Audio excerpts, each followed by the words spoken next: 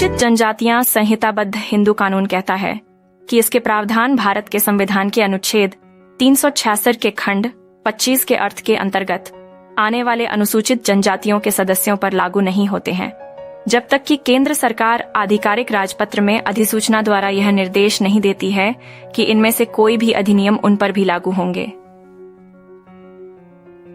चीमाइन, इस खंड का मतलब यह नहीं है कि अनुसूचित जनजातियां जो संहिताबद्ध हिंदू कानून से पहले हिंदू कानून द्वारा शासित थीं, अब हिंदू कानून द्वारा शासित नहीं होंगी। ओके, यदि संहिताकरण से पहले कोई अनुसूचित जनजाति हिंदू कानून द्वारा शासित थी तो वह इसके द्वारा शासित होती रहेगी। हालांकि यह असंहिताबद्ध हिंदू कानून होगा जो उन पर लागू होगा। संहिताबद्ध हिंदू कानून के तहत हिंदू, मोटे तौर पर संहिताबद्ध हिंदू कानून दो प्रकार के व्यक्तियों पर लागू होता है। आई, वे जो धर्म या जन्म से हिंदू, सिख, जैन या बौद्ध हैं, और आई जो धर्म से मुस्लिम, ईसाई, पारसी या यहूदी नहीं है। एक व्यक्ति जो सिख, जैन या बौद्ध है वह धर्म से हिंदू नहीं है, हालांकि उस पर हिंदू कानून लागू होता है। संसद हिंदू विवाह अधिनियम 1955 की धारा 2 की उपधारा 1 में उन लोगों को वर्गीकृत करती है जिन पर हिंदू कानून लागू होता है, और उस धारा की उपधारा 3 उन्हें हिंदू कहती है। इसका वस्तुतः मतलब ये है कि एक समान पारिवारिक कानून भारत के सभी क्षेत्रों, जम्मू और कश्मीर को छोड़कर, कि उन सभी व्यक्तियों पर लागू होता है जो मुस्लिम, ईसाई, पारसी और यहूदी नहीं है। संसद क्या अधिनियम बनाना चाहती थी, यह संहिताबद्ध कानून के अन्य प्रावधानों से पूरी तरह स्पष्ट है। उदाहरण के लिए धारा 13 हिंदू विवाह अधिनियम 1956 के तहत तलाक का दूसरा आधार यह है कि प्रतिवादी हिंदू नहीं रह गया है दूसरे धर्म में परिवर्तन करके। आधुनिक हिंदू कानून केवल हिंदुओं पर लागू नहीं होता है, और यह सभी हिंदुओं पर भी लागू नहीं होता है।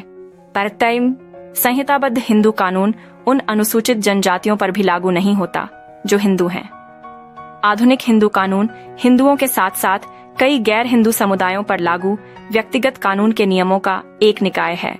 आधुनिक हिंदू कानून में वे सभी व्यक्ति जिन पर हिंदू कानून लागू होता है हिंदू कहलाते हैं।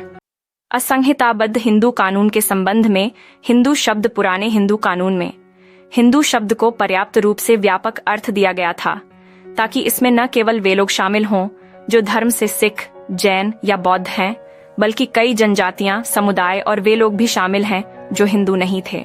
इस प्रकार हिंदू होने के लिए यह आवश्यक नहीं था कि कोई व्यक्ति धर्म से हिंदू हो।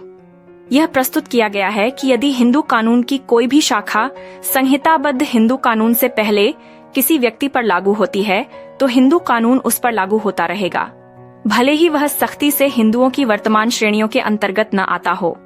इस प्रकार केरल के तमिल वाणिया ईसाई अभी भी विरासत और उत्तराधिकार के मामलों में हिंदू कानून द्वारा शासित होते हैं।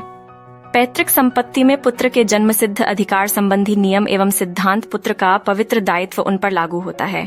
जालंधर जिले के राम कबीर संप्रदाय नृत्य करने वाली लड़कियों के समुदाय के सदस्य जो हिंदू आस्था और हिंदू रीति रिवाजों को अपनाते हैं, हिंदू कानून द्वारा शासित होते हैं। विशेष विवाह अधिनियम 1872 के तहत केवल यह घोषणा कि कोई व्यक्ति हिंदू नहीं है, इसका मतलब यह नहीं है कि वह हिंदू नहीं रह गया है।